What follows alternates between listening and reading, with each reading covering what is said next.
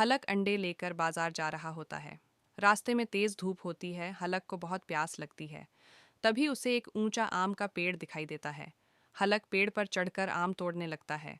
अचानक उसका पैर फिसल जाता है और वह नीचे गिर जाता है। गिरते ही हलक को जोर का दर्द होता है और वह बेहोश हो जाता है। तभी एक वफादार कुत्ता यह सब देख लेता है। कुत्ता दौड़कर हलक के पास आता है। वह अपने पंजों से हलक की छाती को दबाने लगता है। कुछ ही देर में हलक की सांस वापस आ जाती है। हलक धीरे धीरे उठता है और कुत्ते को प्यार करता है। कुत्ता खुशी से पूंछ हिलाने लगता है। फिर लाइक, सब्सक्राइब नहीं।